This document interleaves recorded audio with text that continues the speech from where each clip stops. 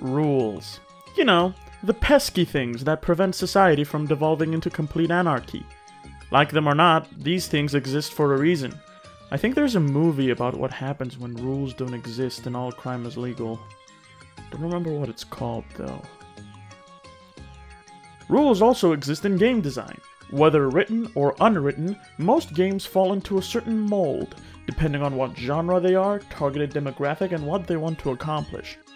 Of course, you know what they say about rules.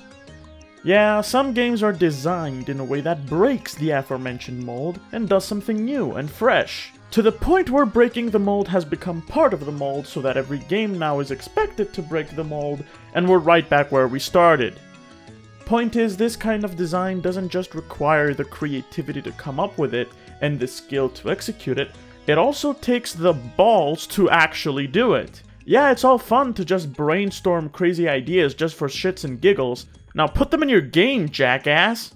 Some game devs put those crazy ass thoughts they had in as Easter eggs, and that's all fine and good. A great way to put something stupid in your game without much consequence.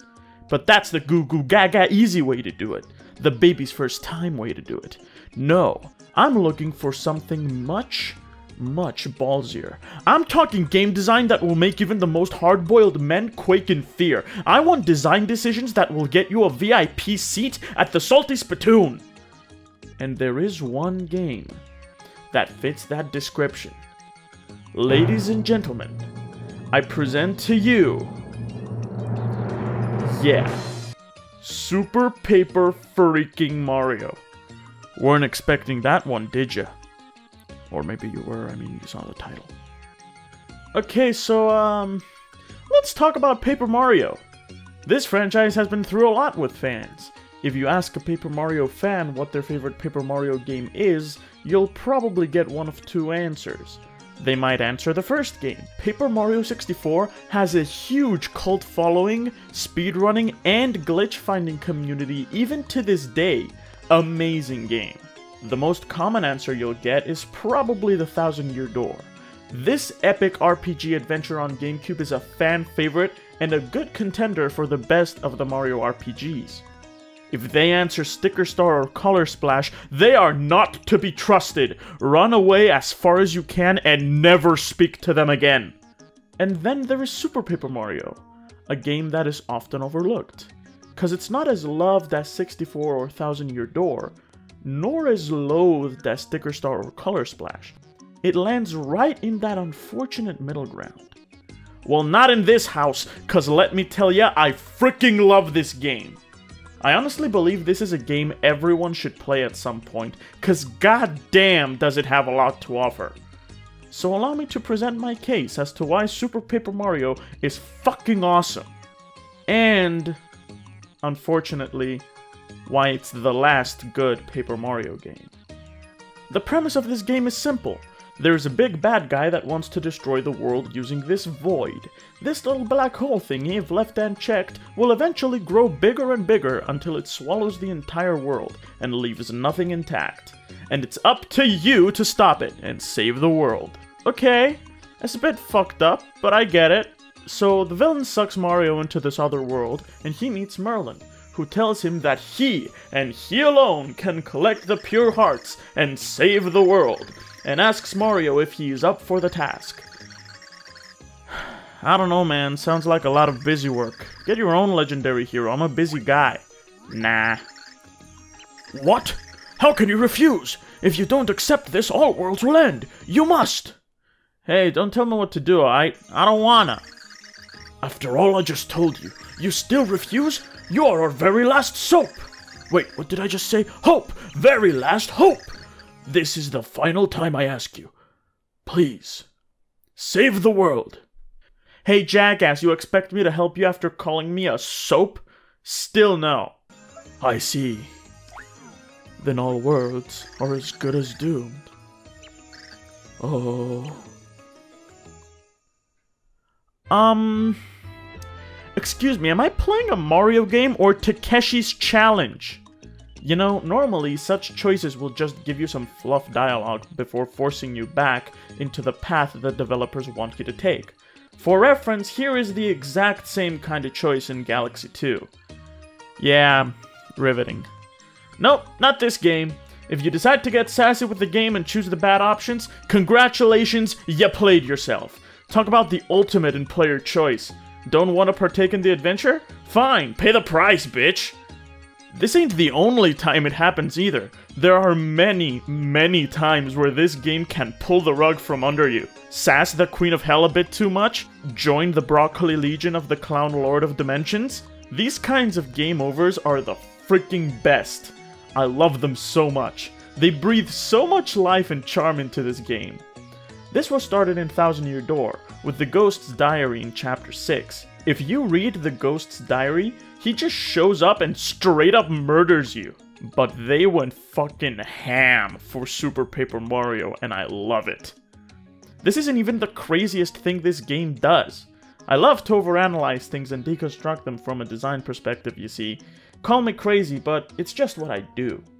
If you ever just try and think about some of the stuff in this game, you will realize just how freaking insane it is. Like, where do I even begin with this shit? Oh man, I need my notes. Wait a bit. Fuck, where did I leave this goddamn piece of shit unwanted son of a trucker who had an affair with a woman that sells refrigerators and barely makes enough to support his family, thus leaving them to fend for themselves in this cold, harsh world?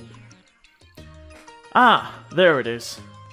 Okay, how about that first boss, eh? The first boss of this game is a cyber dragon that takes up multiple screens and just oozes awesome. Like, holy shit, this game goes Shadow of the Colossus for the first freaking boss. That just rules. Although the problem is that the first boss fight is also by far the best boss in the game, so in terms of boss fights, this game reaches its peak pretty early. In a meeting when Super Paper Mario was in development. Jim, would you please brief me on what the writing team came up with for the antagonist of Chapter 3? Certainly, sir. The first suggestion is that Mario face the story's central antagonists, perhaps Dimentio, to establish his personality and style. Yes, excellent suggestion. Continue. The second one is for the main threat of the chapter to be Bowser. Mario has to stop him from making an army and causing trouble in this new world, before he joins our heroes to fight the greater evil. Marvelous! I love that! We truly have such great writers. Is that all? No, sir, there's another one. Shoot it, then. An otaku chameleon with a butterfly and princess fetish living in a huge castle filled with anime merchandise and robot catmaids. He kidnaps Tippy and plays a dating minigame with Princess Peach.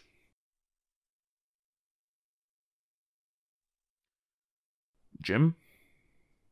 Yes, sir? Who came up with that? Charlie, sir. Bring him here. Are you sure, sir? Charlie's an important part of the team. Just bring him here. Right away. Charlie? Yes? I'm resigning and you're taking my place. You're now the boss. What? Anyway, working with you guys has been great. Bye! Sir? Sir? I'm sir now. You can't make this shit up, folks. I mean, obviously you can because someone did, but I digress. The craziness frickin' continues! Hey, let's go to fucking space! Why the frick not? Oops, can't breathe. Don't know if the lack of oxygen would be the biggest problem a sheet of paper in space would face, but sure. Let's go and get a helmet so we can breathe. Going back to space and... You know what? I don't really feel like putting it on. It's gonna ruin my hair, and glass helmets are so last season.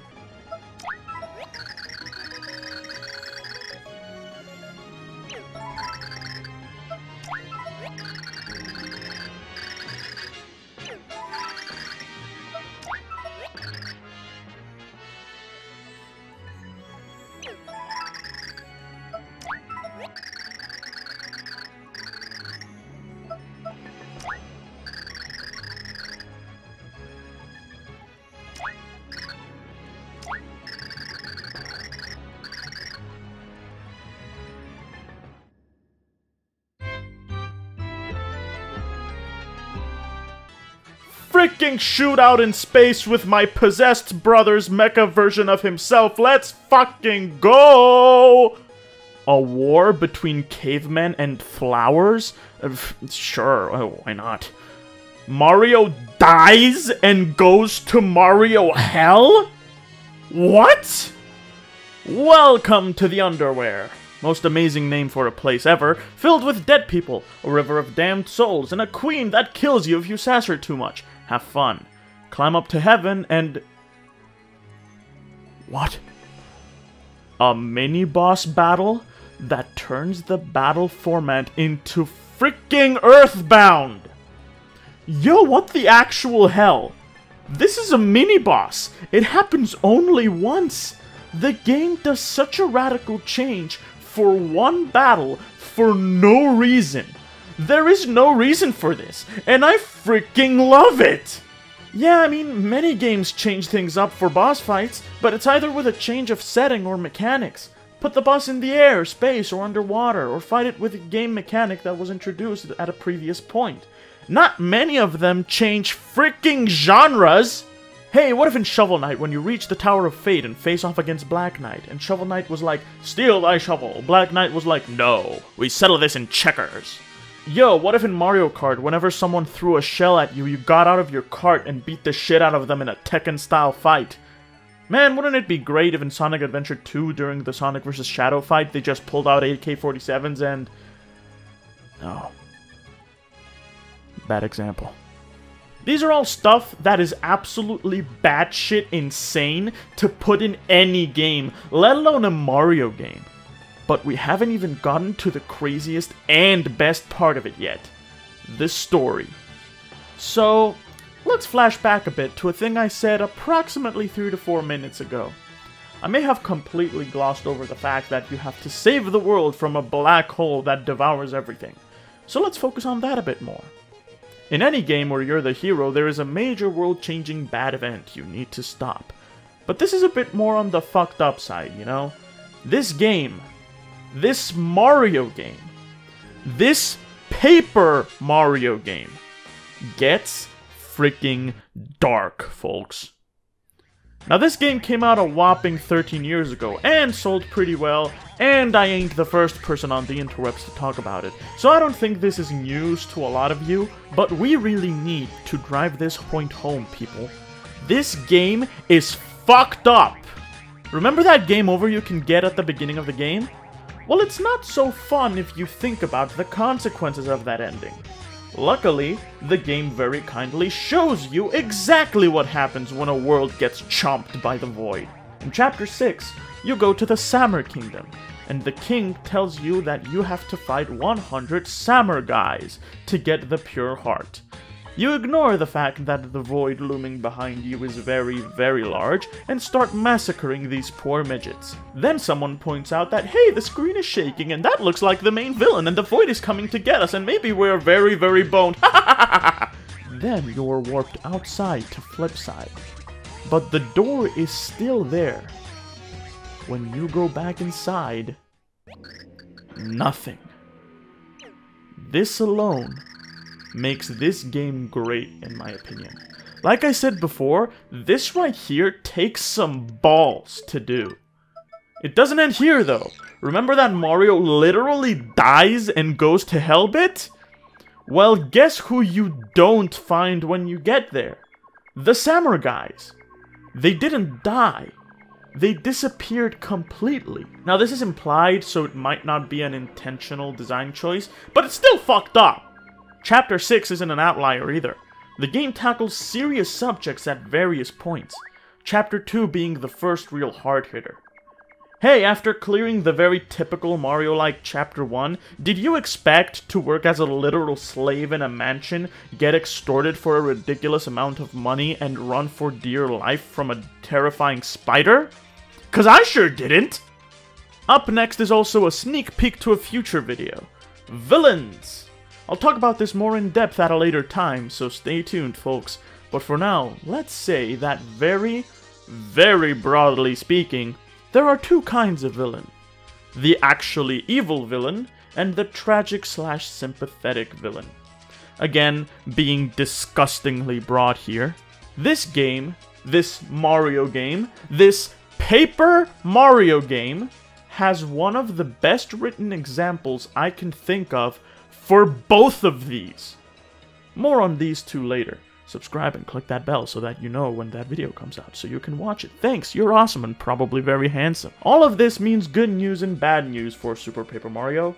The good news is that the story is by far the best part of this game. The bad news is that the story is by far the best part of this game. Almost all of the issues this game has have to do with the gameplay. And that is not something you want to have in your game. And it's certainly a shame that the gameplay that accompanies this incredible story is sorta mediocre. It undermines a lot of this game's strengths. The game is way too easy, you have to change characters or pixels every 5 seconds in a game where the menu is clunky as hell. There are some asinine decisions in some levels that are the exact opposite of fun.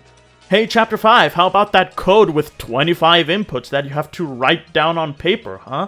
Am I playing a game or taking notes for math class? What the hell is this? And did this literal caveman just say, "It not rocket science, brah"? How about grinding for 1,000,000 rubies in Chapter 2, eh? Fun. Leave the run button held on the hamster wheel, go make yourself a sandwich, eat it, bake a cake, eat that too, and bam! Now all you gotta do is remember a fucking password again. God damn it! The biggest problem is just how clunky it feels at times, and it's mostly due to the controller. You see, this is how you play the game, people, with this piece of shit right here. Now let me explain the controls real quick. Now obviously you got your directional pad for moving left and right, see? 2 is your jump button, and with 1 you use your equipped pixel ability. Now there are 2 more important buttons, which you're gonna be pressing a lot. If you're Bowser, this is the Win Battle button. And if you're Mario, see this? See this right here? You're gonna be mashing this bad boy a lot, cause this is the Solve Puzzle button. I am not kidding. Almost every puzzle and almost every battle. So, to summarize, the story is the best part, while the gameplay is the weakest. This game has it fucking backwards! Honestly, this game would work really well as an anime. You only got the amazing story to work with, and at the beginning of the game, the Mario characters literally get isekai'd. It's just begging to happen, Nintendo, come on! Anyway, that's all I had to say about Super Paper Mario. It's a good game, people. You should play it. So, I was talking about Paper Mario this entire video, and you may have noticed that there are a couple of elephants in the room that I've been ignoring all this time. Including the fact that earlier I called it the last good Paper Mario game. Yeah, look. Literally as I was writing this video, Nintendo freaking shadow dropped a trailer for a brand new Paper Mario game, Origami King, in a freaking tweet! A Paper Mario announcement just like that! Just goes to show how much they care, I guess. I have a lot to say on the modern Paper Marios, and I will do just that on part 2 of this video, which I am working on and will release shortly. So if you enjoyed this video and want to know when that one comes out, then please like, comment, subscribe, all that good YouTube stuff, and follow me on Twitter to see what I'm up to. See you later, you wonderful, wonderful people.